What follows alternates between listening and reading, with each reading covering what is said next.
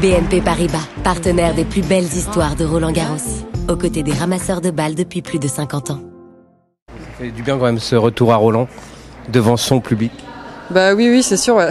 ça fait du bien. Comme je disais, on s'entraîne pour ça, pour jouer dans des ambiances comme ça. Devant, il y a ma famille, il y a mes amis qui sont là, mes entraîneurs, donc forcément j'ai envie de bien faire.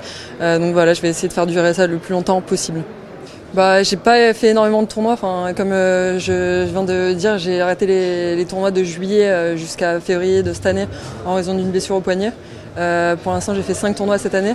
Ici, c'est des conditions que je connais par cœur. Je m'entraîne ici à l'année, ça va faire 7-8 ans que je m'entraîne ici. Donc voilà, aujourd'hui, l'ambiance était incroyable. Il y a vraiment le public qui m'a soutenu du début à la fin.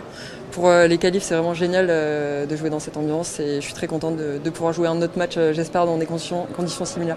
Tu avais justement l'impression d'être dans des qualifs ou d'un premier tour du tournoi principal, vu l'ambiance, vu le monde? Franchement, pas trop. La seule différence, c'est que c'est plus bruyant entre les points et tout. Mais bon, franchement, c'est pas dérangeant, ça met de l'ambiance. À part ça, ouais, on n'a pas du tout l'impression d'être dans les qualifs, quoi.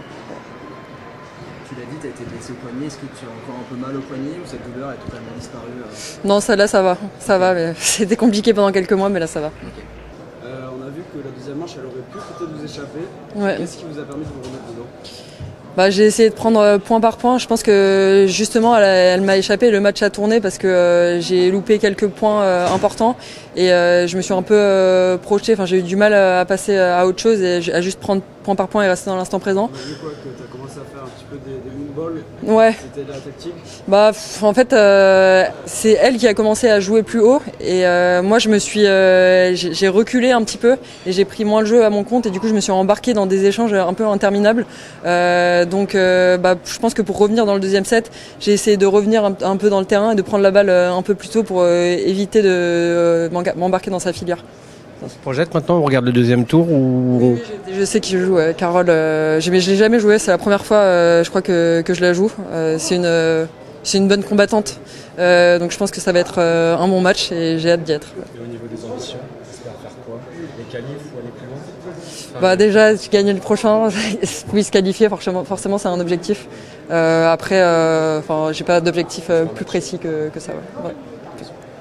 Comment tu te situes par rapport à ton potentiel, vu que tu es sur le retour, qu'est-ce que tu vois améliorer peut-être et où t'en es?